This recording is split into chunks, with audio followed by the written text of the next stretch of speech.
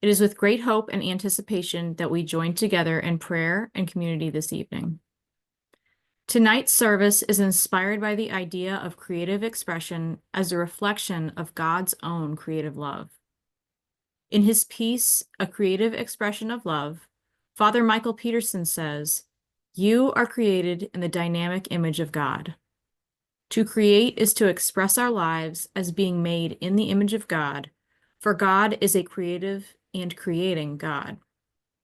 To be made in the image of God is to be life-giving, generative, and imaginative." He continues, "All of us are gifted with creative potential.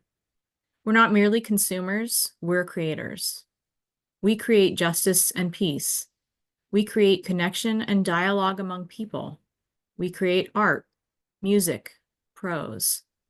We create beauty that warms souls. We create education for others. We create love and support for our families and communities. Our gifts, whatever they may be, are given to create a more life-giving world." Just as creativity can take many forms, it can be derived from a variety of thoughts and emotions, both positive and negative. Our creations can be celebratory, healing, educational, calming, disturbing, transformative, nurturing, shocking, or thought-provoking. Exploring your own creativity or the creativity of others can be an illuminating experience.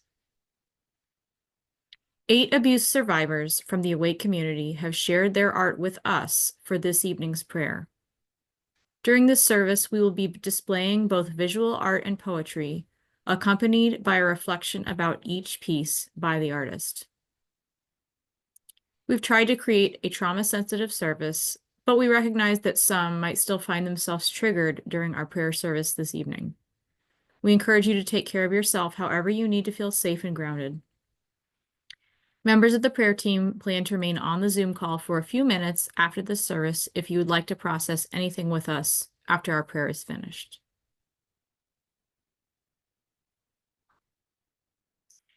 With that, I invite you to turn off your videos. We will take a moment of quiet to center ourselves and then begin with listening to a song. Unity Psalm was composed and sung by Tim, a member of the Awake community. He says that music as healing prayer has been very important to him on the journey from darkness to light and in the never-ending cycles of life, death, and rebirth that we all go through. This song was inspired by Tim's participation in the Saturday morning group through the Survivors Network of Those Abused by Priests. Tim says, "This song is all about the sense of feeling you truly belong, not just fitting in. The SNAP support groups really cultivate that sense of belonging. For many of us, holiday gatherings bring opportunities to be reminded of how often we feel like we don't fit in. As we come together during this holiday season, perhaps we can be more mindful of our collective responsibility to let everyone know, including ourselves, that although we may not fit in, we do indeed belong."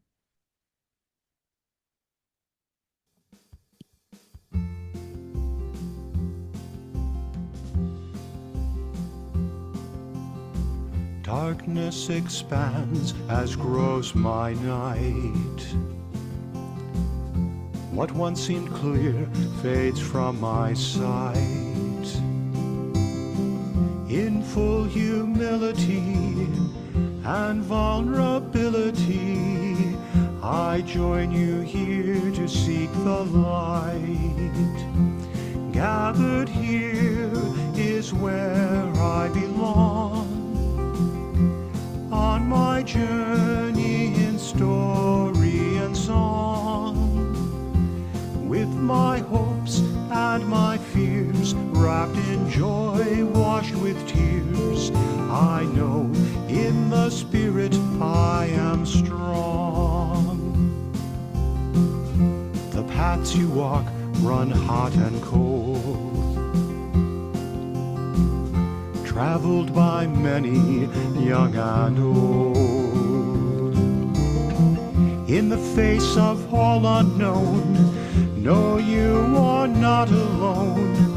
You hold the promise long foretold. gathered here is where you belong. On your journey in story and song, with your hopes and your fears wrapped in joy, washed with tears, here in the Spirit you belong. From many different pasts we've come. Our parts form much more than our song.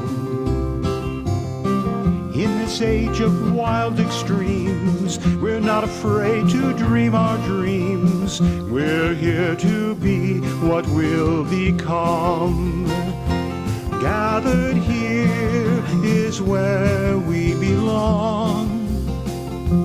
On our journey in story and song, with our hopes and our fears wrapped in joy, washed with tears, one in the Spirit we are strong. 'Cause gathered here is where we belong. On our journey in story and song, with our hopes and our fears wrapped in joy, washed with tears, as one in the Spirit we are strong.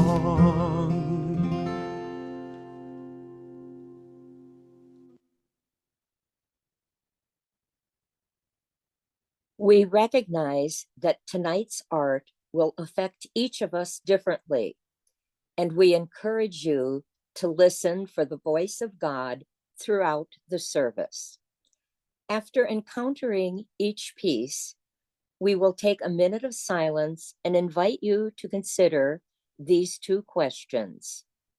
How did this piece speak to you? And how does it connect to your Advent experience? The first art is from Mike and is 3 pieces of stone art. Mike's reflection on these pieces is offered by a volunteer reader, Paul. All my stone art is from the found stones with no alterations. All stones artifacts are as they were found naturally along the east shore of Cayuga Lake in the Finger Lake regions of New York. While there's certainly something tactile about smaller weather and water-worn stones, I can carry them in my pocket as a reminder of something about my essence. I think I'm drawn to create art from found stones due to the groundedness of stones, in combination with the ability for the rough edges to be worn off them. Even grand mountain ranges can be worn down over time. While institutions which protect perpetrators seem unmovable, over time, the drip of persistence can slowly influence the course of their futures. So it is with us humans. It can be hard to change, but we can change and grow, mostly through the persistent power of love. The Worth the View shadow box is intended to reveal that with accompaniment, even a struggle up a mountain can be worth the view because of a shared journey, despite the effort involved. The Spirit Blessed shadow box again sends a message that in community, with accompaniment, we can be blessed by the Spirit on the journey, not walking in isolation. And the Dance Party shadow box shares the thought once again that although abuse is done to us in isolation, recovery and healing occurs in community and can even have moments of celebration as we share epiphanies and the joy that has eluded us for too much time. And indeed, we can dance and celebrate the triumphs and victories along the path. The connection to Advent is hope. Each work of art is a statement of hope, and of course love, since they include found heart-shaped stones. To create is to believe that here's something worth sharing, which might move another human being. And that's just plain hopeful. Abuse happens in isolation, in secret, and healing happens in community. And art needs a community to be appreciated beyond the initial creative expression. I have found this creative expression to be personally healing. It's a quiet way to share my truth without necessarily needing to share my abuse story. It's just one way of sharing my philosophy of life with others and allows an outlet for my emotions, including my joys. Stones seem permanent, grounded in time, immemorial. Creating with them reveals a depth of vitality, personality, even a steadfastness of love, as a metaphor that what seems dead, static, broken, cast away, can always come to life.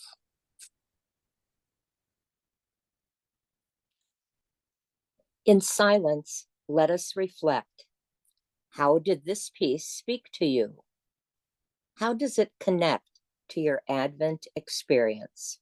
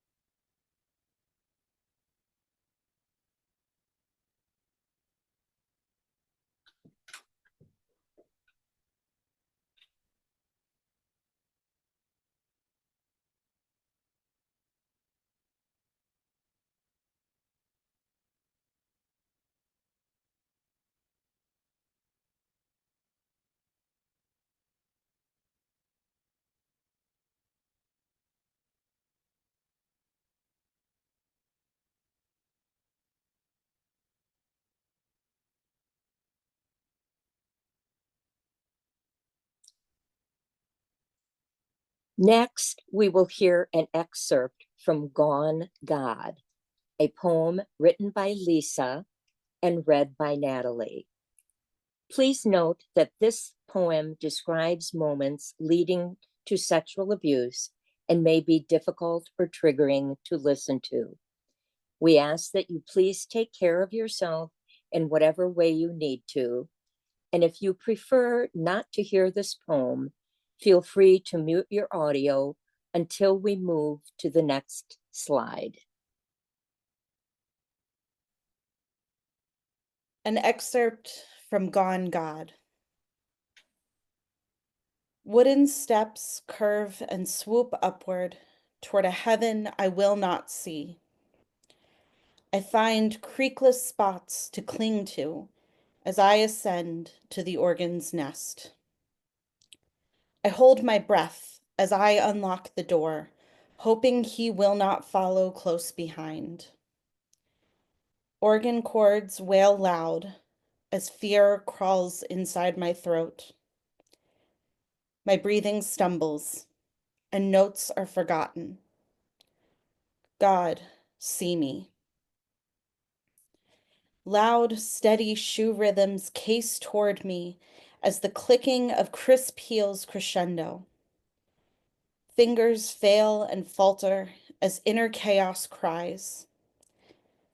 The stairs speak loud to my confusion as he steps toward the heaven that isn't. God, see me. I search the pages of notes for clarity and order as my body's eye darts left to right and right to left. Black smearings now fill the page ahead as breathing shallows, causing shaking fingers to lay confused and weighted on the keys. He looks at me with steady stares. God, see me. Light seeps through the storied stained glass, and I beg inside myself to jump down and run. I want the sunlight to save me as I hope to die.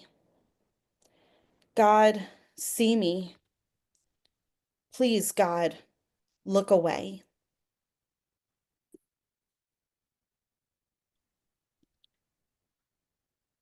Her reflection reads, as a way of coping and surviving my 2 years of sexual abuse at the hands of a Catholic priest, I wrote poetry and played piano a lot.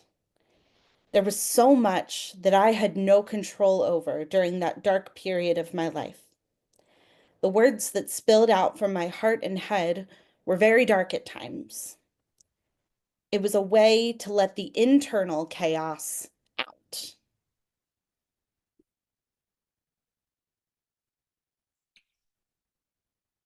In silence, let us reflect. How did this piece speak to you? How does it connect to your Advent experience?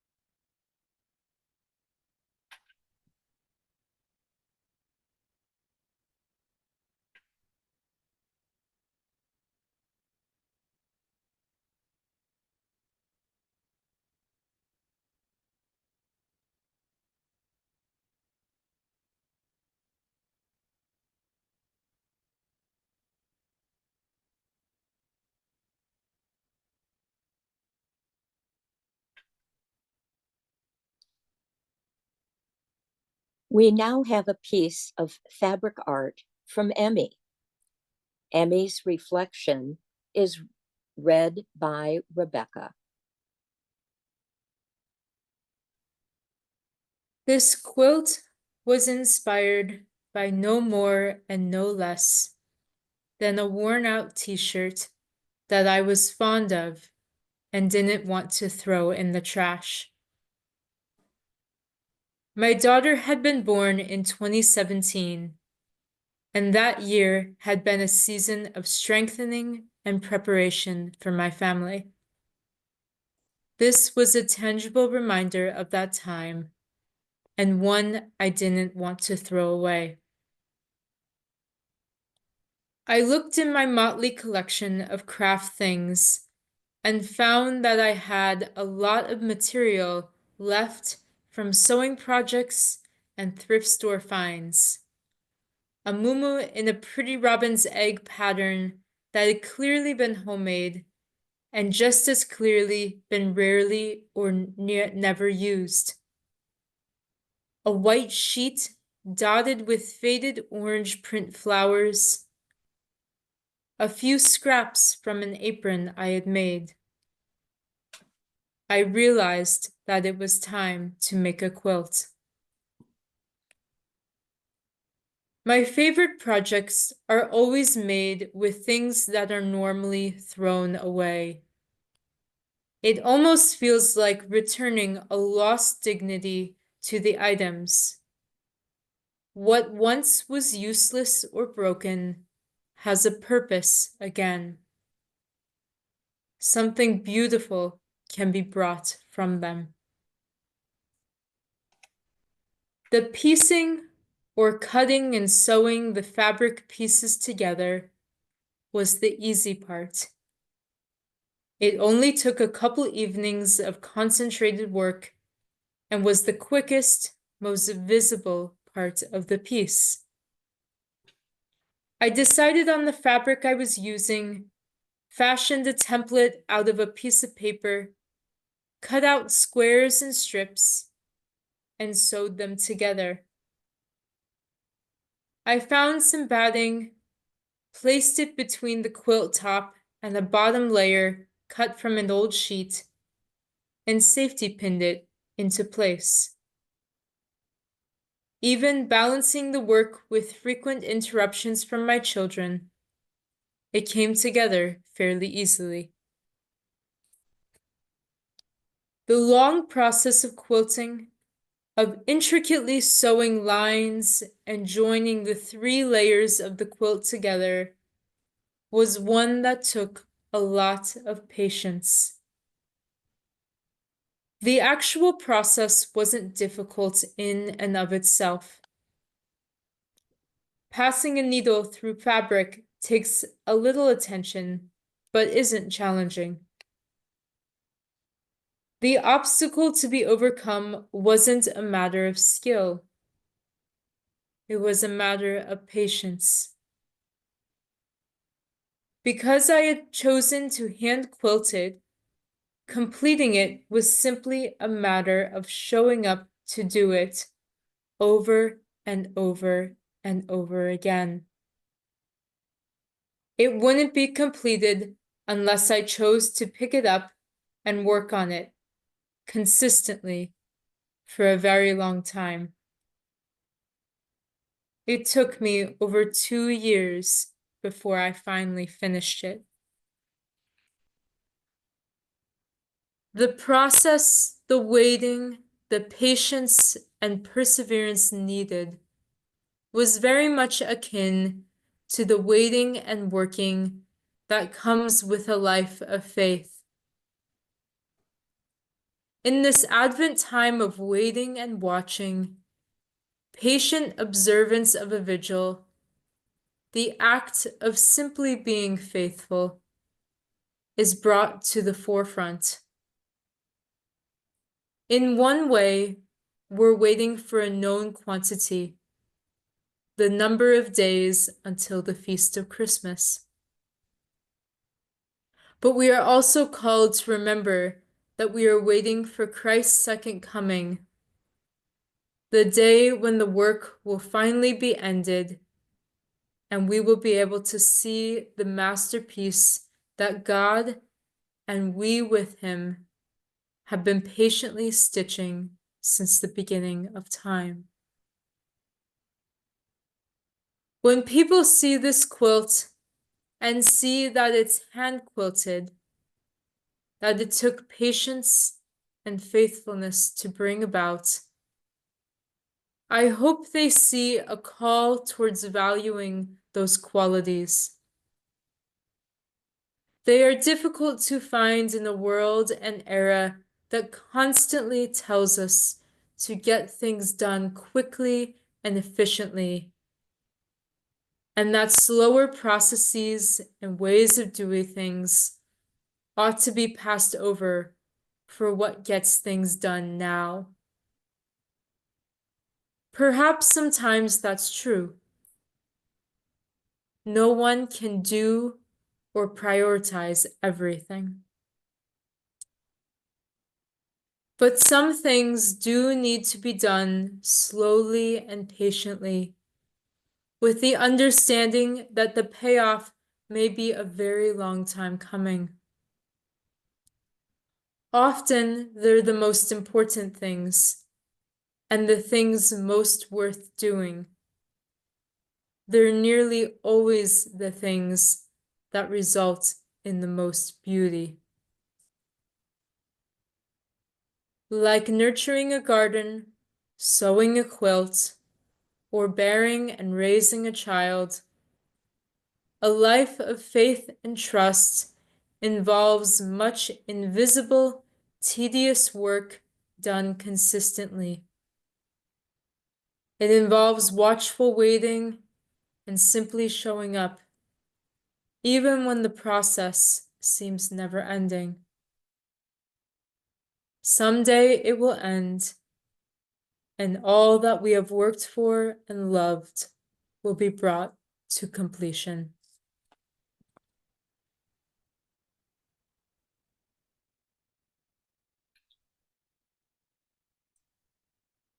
In silence, let us reflect. How did this piece speak to you? How does it connect to your Advent experience?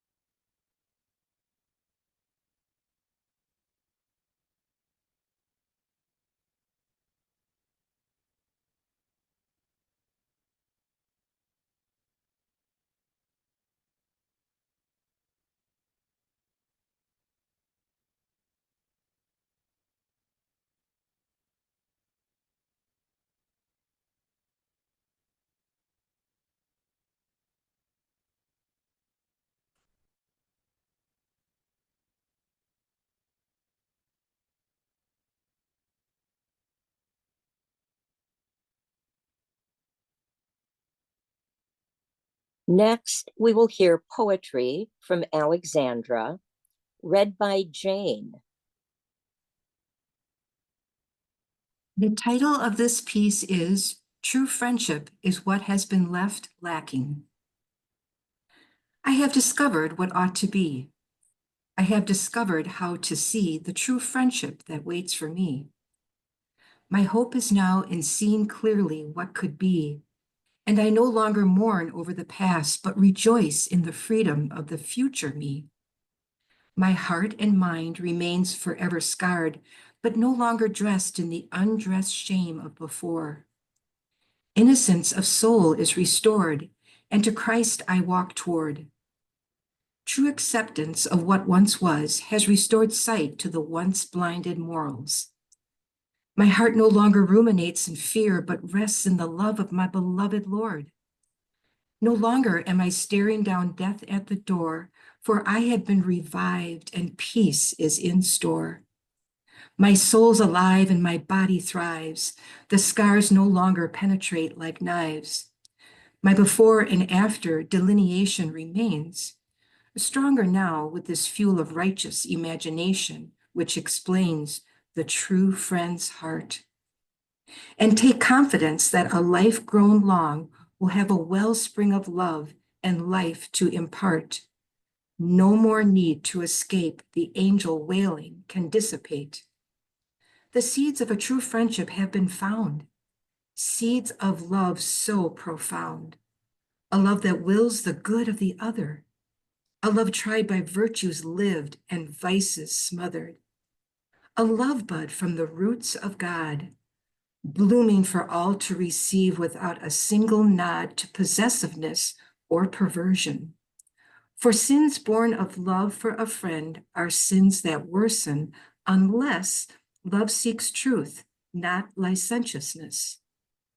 For in truth is the freedom found to love with eternal benevolence. Mutuality in aim, ambition, and attitude of things worldly and divine provide the common ground needed to redefine friendship as the journey to Christ, through Christ, so that nothing less than the good shall suffice. It is in this light that secrets are better shared and shame disassembled. For even Christ trembled carrying the cross of life on his journey to bring us paradise. This pure love, O guardian of love, is the one true consolation that can draw up hope from the waters of fear of what once was. And the child, newly secured in such a true friendship, has found hope in the restored surety that the past shan't happen again.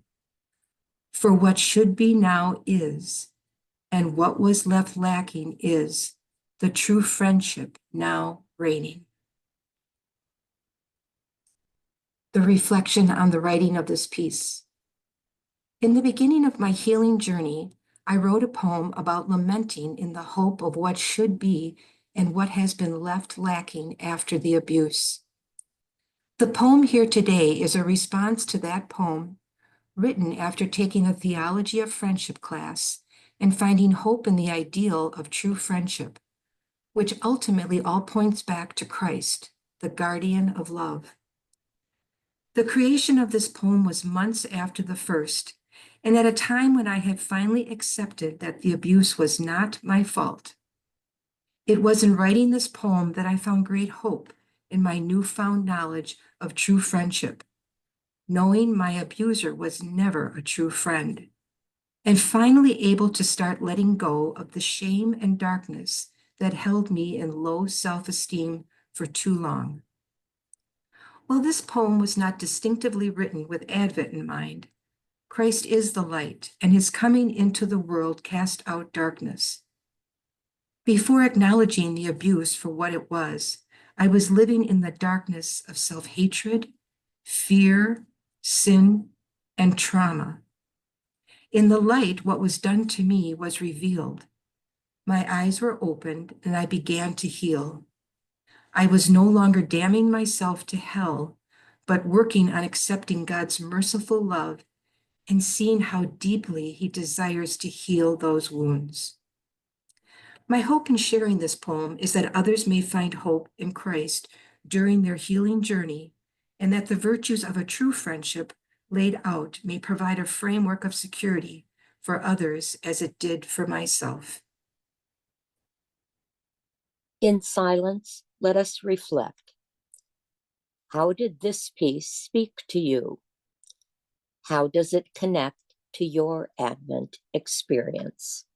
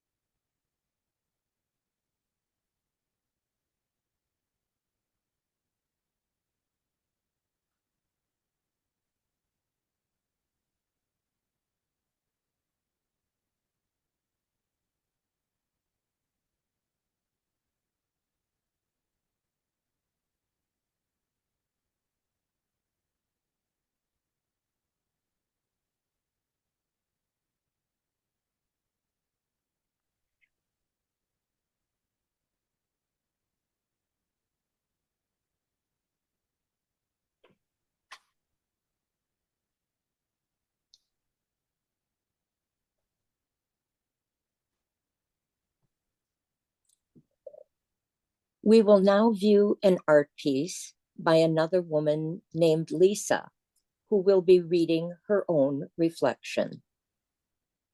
As my paintbrushes soak for the last time, I feel the prompt to write. My usual expression of writing had been set aside as painting had called out to me.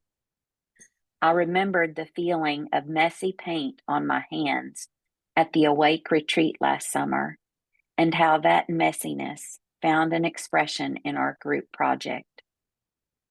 Dare I hope that healing might happen here at home if I take hold of a paintbrush.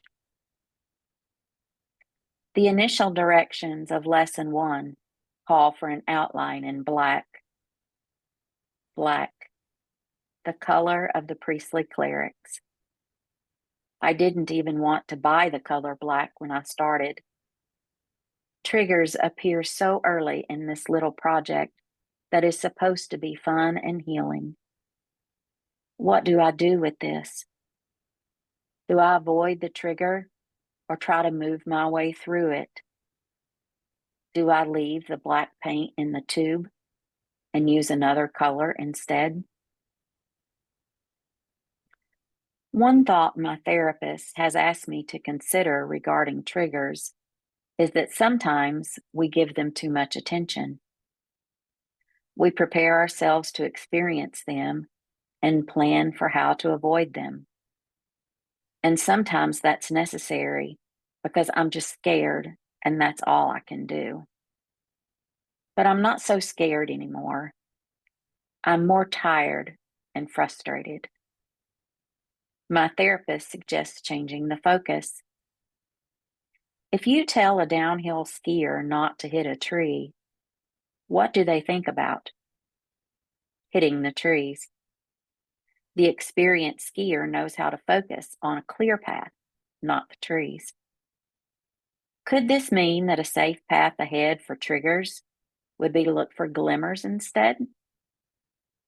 For me, a glimmer is a glimpse of goodness that encourages me, just the opposite of a trigger. So is it possible to look for glimmers with the same preparation I give to triggers? Like a skier, if I lessen my attention to the trees, can I see a clearer path? Now that I feel a little less scared and defensive, I think I can. So I look at those colors again. The wonderful bright magenta, yellow, red, and pure white are beautiful. And there are two shades of my favorite color, blue. There's only one tube of black. That's a 6-to-1 color count. clearly in favor of glimmers.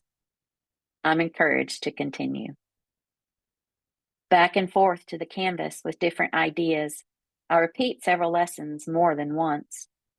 I get stuck trying to do what the instructor says to do. It isn't looking like I'd hoped. The shapes and colors are not satisfying me. Should I try my own idea? The canvas becomes a part of my prayer, and I consider how to finish. Little by little, I choose what I will do differently for this last lesson. I'm still not sure if I will ever be satisfied with the canvas. It makes me wonder if I will ever be satisfied with my healing. The instructor reminds us that we could paint our mandala forever, but we must choose when to be done. I've been carrying the weight of abuse alone for many years, and recently made a decision to report the abuse I experienced. With that date coming soon, I consider choosing to finish the canvas, a reflection of my choice to be finished, bearing the burden of abuse. I hope reporting provides closure and becomes another important part of healing.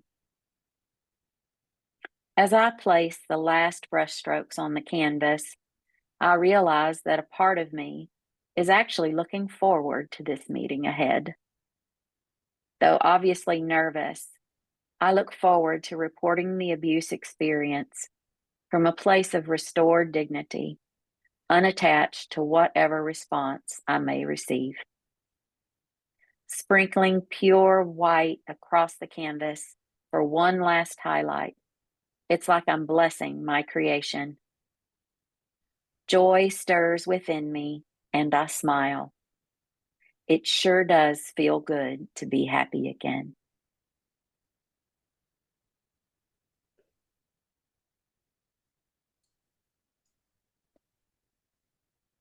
In silence, let us reflect. How did this piece speak to you? How does it connect to your Advent experience?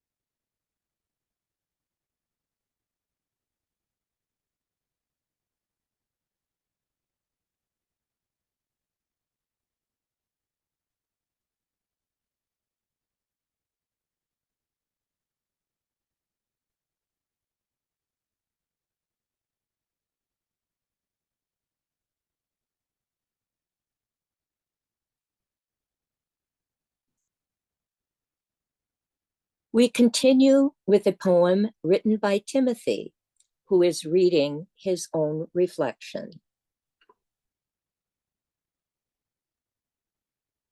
On this holy Saturday, I lie in hell waiting, between Good Friday and Easter Sunday, between your raw humanity and your radiant divinity, suspended between what I witnessed and what I was promised.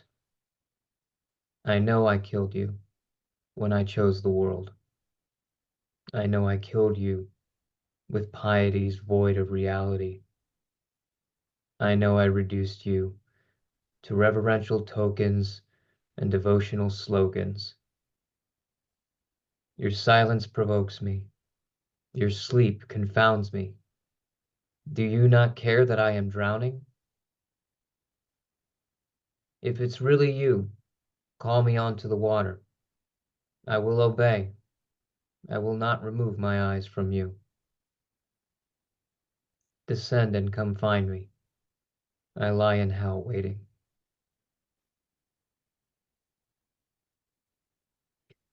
This poem was my first piece of artistic expression after coming to grips with my abuse. And I did a thing on that day that this good Catholic boy would never have done before.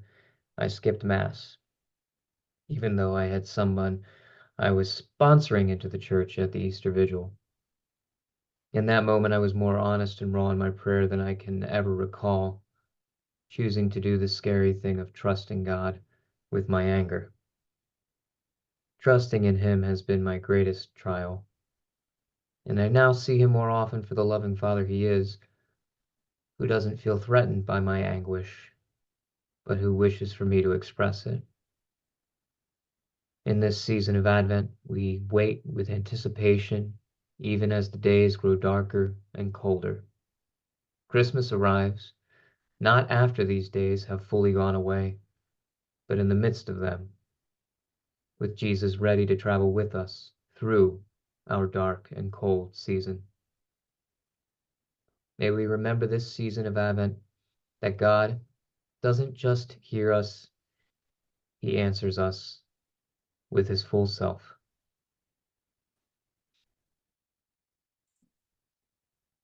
In silence, let us reflect. How did this piece speak to you? How does it connect to your Advent experience?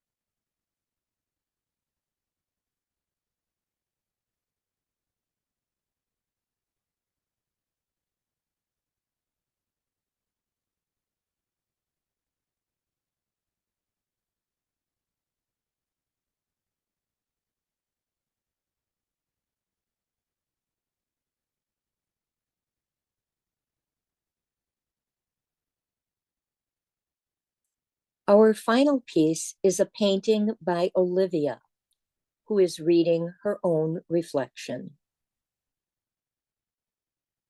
Even with darkness sealing us in, we breathe your name. This quote is from the choral piece Pilgrim's Hymn by the late Stephen Paulus.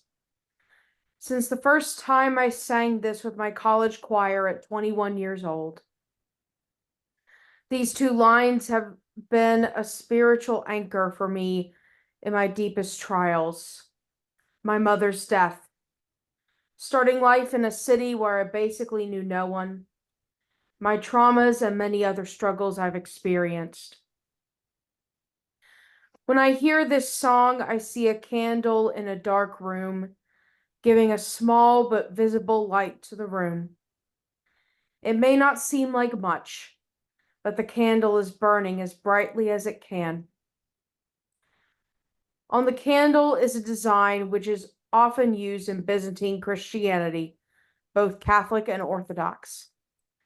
The inscription reads, IC XC Nika, which in Greek means Jesus Christ conquers.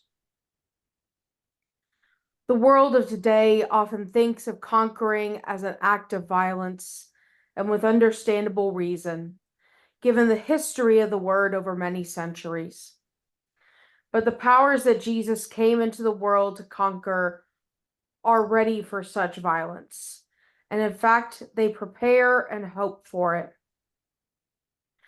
Jesus does not conquer evil and death by putting on the armor of a warrior.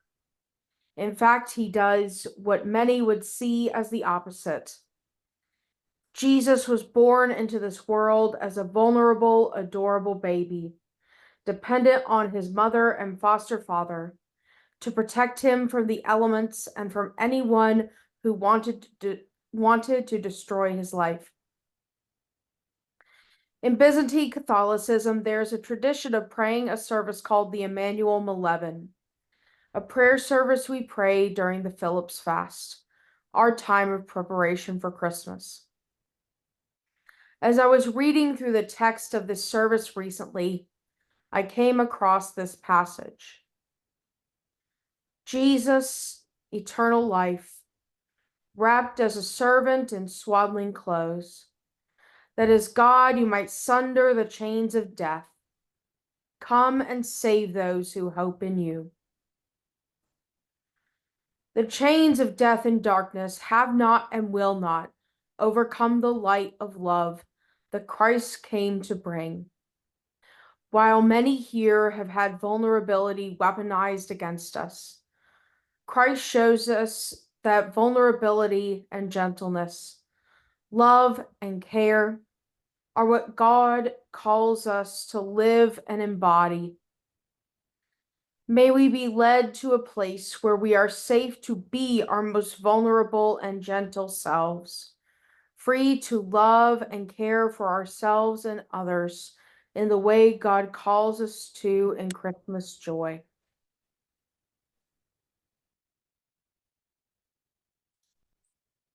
In silence, let us reflect. How did this piece speak to you? How does it connect to your Advent experience?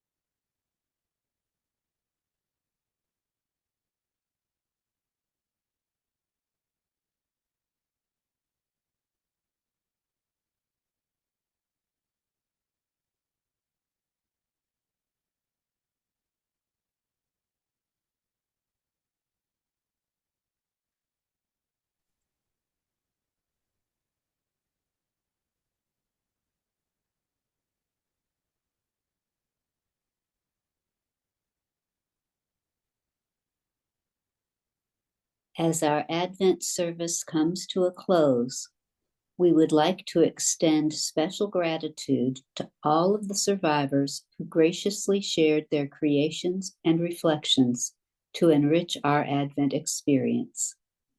The words, visuals, and music were truly beautiful and a wondrous expression of the many gifts in the Awake community. We hope you will take some time to ponder what gifts this time together has brought to you and what gifts you have to share with others. Our next virtual prayer event focuses on the spiritual practice of lament and takes place on Tuesday, February 11th at 7 p.m. Central Time. Please watch your email for more information in the coming months. We hope you will join us. Let us pray with a meditation from the poem Night Visions by Jan Richardson. Move over the face of my deep, my darkness, my endless, restless chaos, and create, O God.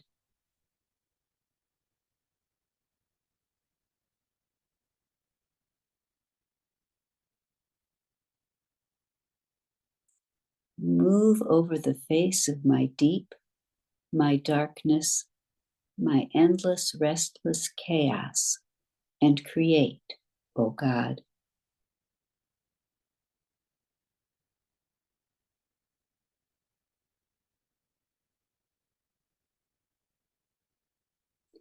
Finally, we close with a song, Child in the Night, by our community member, Tim, who wrote the song that was used at the beginning of our service. He invites us to pay special attention to the final phrase of the final refrain. Love of a child with all failings forgiven, guiding his children back home. Tim says that the whole song was written to lead toward that phrase.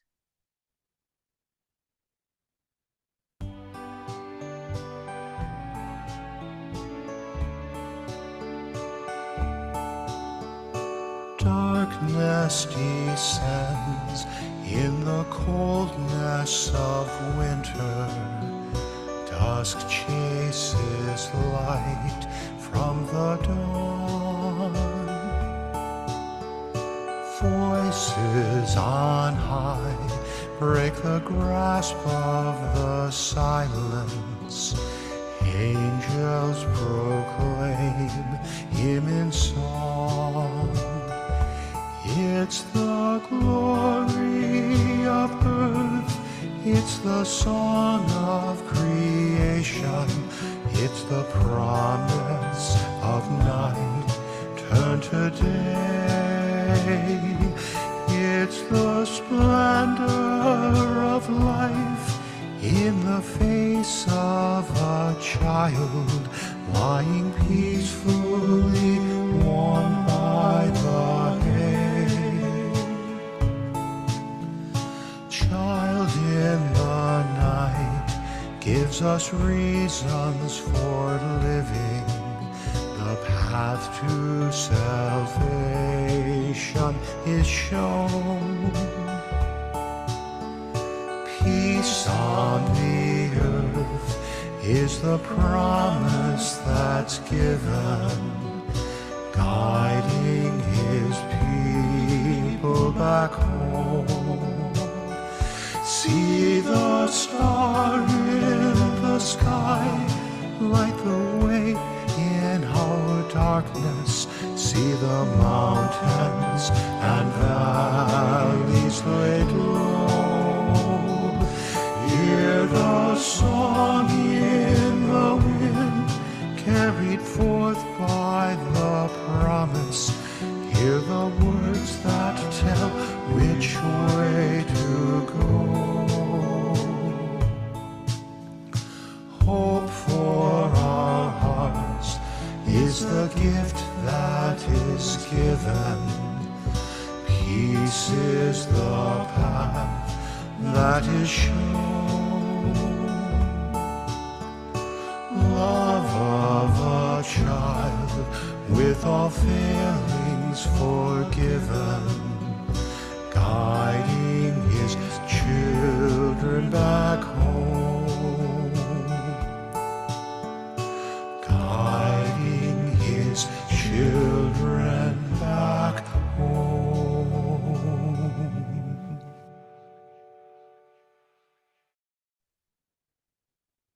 Amen.